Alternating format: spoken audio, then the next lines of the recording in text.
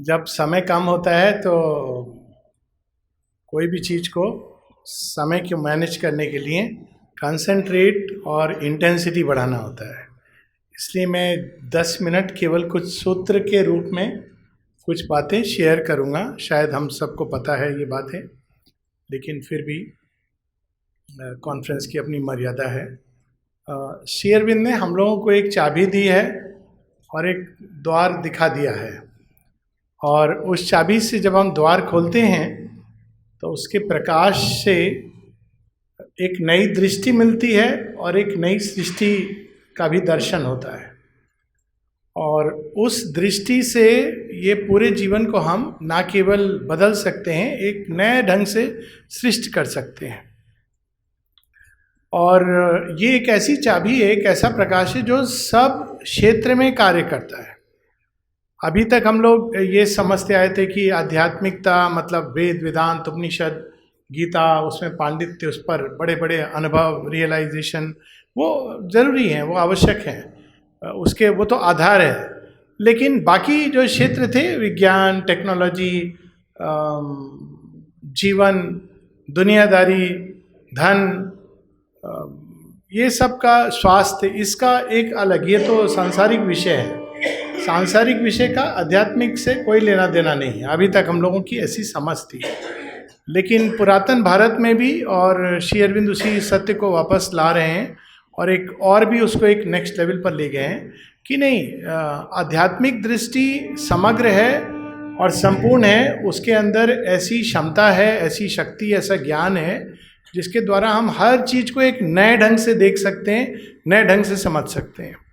जैसे कि माता जी ने, अब चूंकि ये विज्ञान का परिषद है तो उसमें मैं 2-3 उदाहरण, जब एटम बॉम्ब की बात हुई थी तो श्री अरविंद ने कहा था कि ये एटम के अंदर 3 प्रकार की अग्नि है, सौर अग्नि, विद्युत अग्नि और जड़ अग्नि, और ये हर लेवल पे ऑपरेट करती है। आध्यात्मिक लेवल पर सुप्रामेंटल और माइंड के इंट्यूटिव रेंजेस में, और जो फिजिकल उसमें जो अग्नि है, जो ऊर्जा है, तो ये, और ये एटम में भी अप्लाई करती है कि there is the solar energy और the energy which comes through fusion, the energy which comes through the electrical discharges and the play that is going on, and the energy that is concealed within matter which can be released. अब श्री अरविंद ने कहा था कि अभी मनुष्य तैयार नहीं है इस टेक्नोलॉजी के लिए, लेकिन ये जल्दबाजी में देना पड़ा मनुष्य को, क्योंकि संसार एक ऐसे स्थान पे खड़ा हो गया था जहाँ अगर ये टेक्नोलॉजी नहीं दी जाती तो वो उसका विनाश हो सकता था। तो ये भी देखिए बड़ी अद्भुत बात है। और कहा जाता है कि पवित्र दाने एक, आपने, वो तो इंजीनियर थे, मैथमेटिशियन थे, लेकिन आध्यात्मिक चेतना में कितने उन्नत थे, और उन्होंने वो तरीका ढूंढ लिया था कि एक छोटे से तीर के नोक पर आप किस तरह से ये आणविक ऊर्जा को ला सकते हैं, वो रिएक्शन करा सकते हैं। और जब उन्होंने माता जी को बताया, माँ ने कहा you know it, I know it, that should be the end of it. और ये भी उन्होंने बताया था कि ये जो हम लोग फिशन के द्वारा तोड़ के एटम जो एनर्जी रिलीज करते हैं, ये एक आसुरिक तरीका है, क्योंकि असुर तोड़ फोड़ के ऊर्जा प्राप्त करता है। ऐसे लोग होते हैं जिनको जब तक कोई चीज़ तोड़ते नहीं है उनको एनर्जी नहीं आती है, अजीब। और दैविक ऊर्जा होती है, तरीका होता है जब चीज़ों को जोड़ के ऊर्जा मिलती है। और ये हर क्षेत्र में आ रहा है। जैसे अभी सत्यजीत भाई ने कोरोना के टाइम की बात की, तो वो क्राइसिस में केवल डिजिटल चीज़ अभी आई है, लेकिन रियल सॉल्यूशन नहीं आया है। कोई भी क्राइसिस आती है तो वो वास्तव में बहुत लेयर होते हैं, लेकिन अगर हम अंत में जाएं, उसके मूल में जाएं, तो श्री अरविंद बताते हैं कि it is ultimately all crisis is an evolutionary crisis. और वो क्राइसिस क्यों आती है कि कोई भी 2 ऐसे तत्व होते हैं सृष्टि के अंदर जिनमें परस्पर विरोध है, और उस विरोध को एक सामंजस्य में लाना, ये चैलेंज है मनुष्य का। तो ये साधारण नहीं है, ये एक बहुत लगता है कि ये 2 तत्वों को जो विरोध कर रहे हैं उनका आपस में सामंजस्य हो जाना बहुत सरल है, लेकिन इसके बारे में अभी अरब इजराइल कन्फ्लिक्ट चल रही है। तो एक इस पर एक जोक भी है कि किसी ने भगवान को बहुत तपस्या की, भगवान प्रकट हुए तो उन्होंने कहा हे प्रभु अरब और इजराइल के बीच में आप थोड़ा सामंजस्य ला दो। तो प्रभु ने कहा देखो ये काम ये बहुत पुराना है, 4000 वर्ष 3000 वर्ष से कन्फ्लिक्ट चल रहा है, ये नहीं, ऐसा असंभव सा वरदान मत मांगो, कुछ और मांग लो। तो कुछ देर रुक के उसने कहा अच्छा प्रभु हम पति पत्नी झगड़ा करते रहते हैं, हमारे बीच में सामंजस्य ला दो। तो भगवान ने कहा कि अच्छा वो मैप ले आओ अरब इजराइल वाला, मैं कोशिश करता हूँ वहाँ पर कुछ करने का। कहने का, और ये केवल एक जोक नहीं है, क्योंकि इसमें एक सच्चाई है। मनुष्य अपने आप में इतना डेवलप्ड और कॉम्प्लिकेटेड है कि सबसे कठिन काम है दो मनुष्यों के बीच हार्मनी लाना। अगर आपने उसका सीक्रेट सीख लिया तो सारी सृष्टि का सीक्रेट सीख जाएंगे।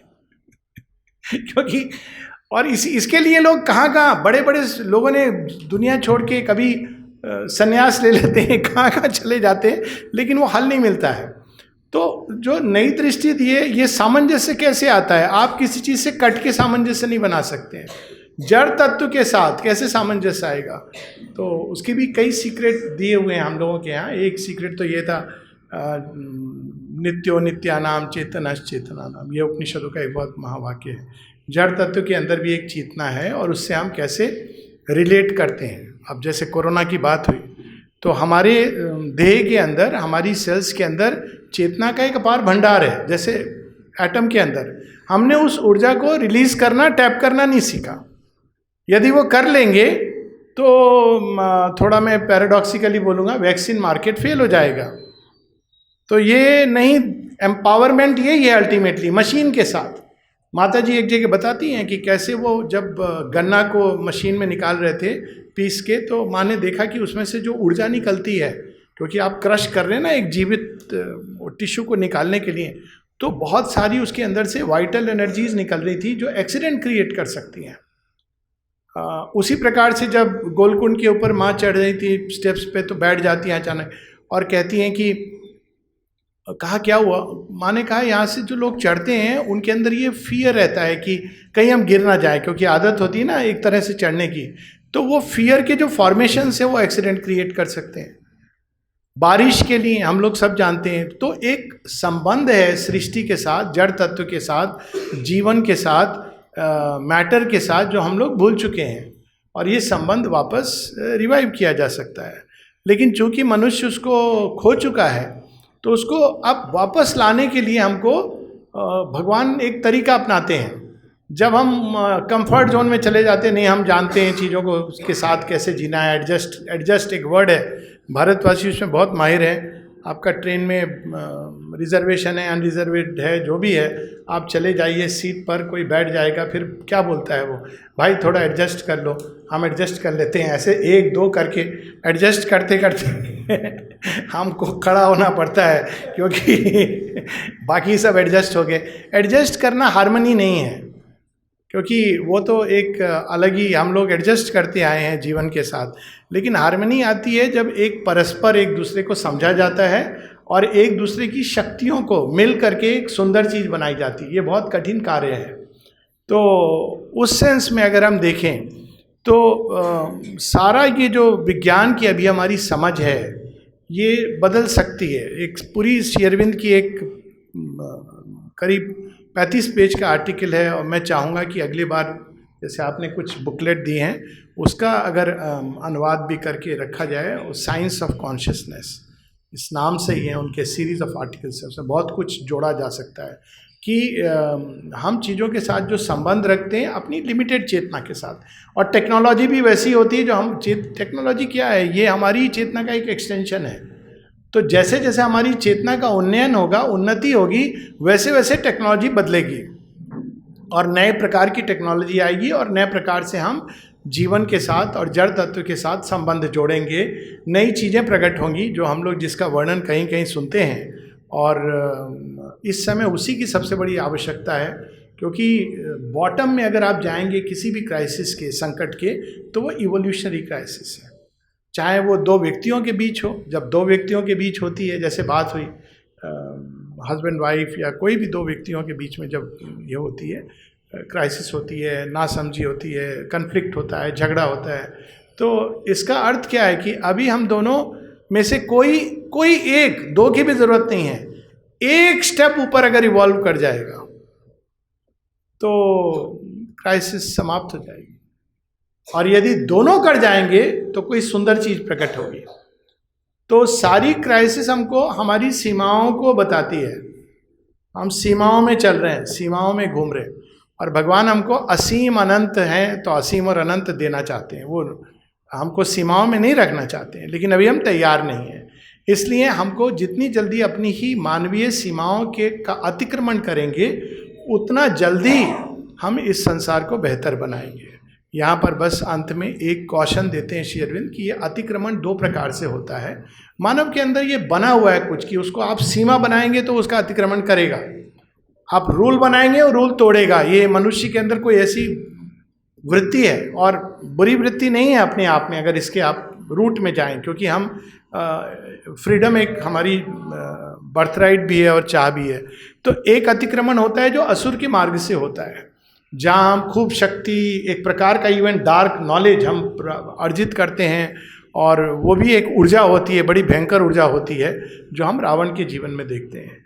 और एक दूसरी अतिक्रमण करना है जो दैविक साइड से। बड़ा सुंदर श्री अरविंद का एक आर्टिकल है सुपरमैन, और उसमें बताते हैं कि ये मनुष्य दोनों रास्ता ले सकता है, और नेचुरली अगर वो आसुरिक रास्ता लेगा, जो नीत्शे ने जिसकी बात कही है, तो बहुत खतरनाक होगा संसार के लिए।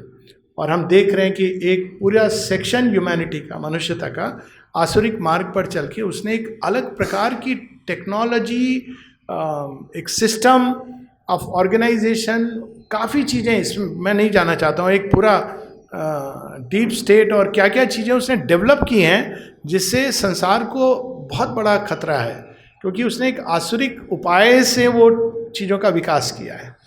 और दैवी उपाय अगर कोई कर सकता है तो वो भारतवर्ष के पास है। लेकिन हम लोग अपने अध्यात्म में केवल बस प्रभु मेरा संकट हर देना, मेरा घर में बाल बच्चा को देख लेना, मेरे वाइफ को थोड़ा गुस्सा शांत कर देना, वाइफ भी प्रे कर रही है मेरे हस्बैंड को थोड़ा समझा दो, इसमें हम लगे हुए हैं। थोड़ा पैसा आ जाए, थोड़ा, तो ये केवल और केवल भारत के पास ये दैविक उपाय है। लेकिन अभी हम लोग बहुत दूर हैं, क्योंकि हम अभी अध्यात्म से अभी हमारा केवल एक फिलॉसफी है जिस पर हम डिबेट कर सकते हैं, जीवन में उतारने की जरूरत नहीं है, या हम उसको केवल एक सीमित उपयोग के लिए कर रहे हैं। तो मैं अपेक्षा करता हूँ, और माँ से प्रार्थना भी है कि श्री अरविंद के नाम से जो आपका इंजीनियरिंग और टेक्नोलॉजी और विज्ञान जो परिषद है, ये उस नए टेक्नोलॉजी को ना केवल समझे बल्कि आविष्कार करे। मैं तो ये मानता हूँ कि ये संभव है। एक छोटा सा सजेशन है, शायद आप करते भी होंगे, कि एक जर्नल निकलना चाहिए जिसमें नई तकनीक आध्यात्मिकता की दृष्टि से, जिसमें सब कुछ आणविक स्ट्रक्चर, जो यंत्र जो बनेंगे उसके साथ कैसे हम एक नए ढंग से उनको डेवलप कर सकते हैं, विकसित कर सकते हैं। इसके मूल में अंत में बस इतना कहना चाहूँगा, आसुरिक टेक्नोलॉजी से हम लोगों ने AI डेवलप कर लिया है, आर्टिफिशियल इंटेलिजेंस, और मैं अपेक्षा करता हूँ कि भारतवर्ष में हम सब मिलकर दैविक टेक्नोलॉजी से DI डेवलप करेंगे, divine intelligence, and instruments that respond to the divine intelligence. अच्छा।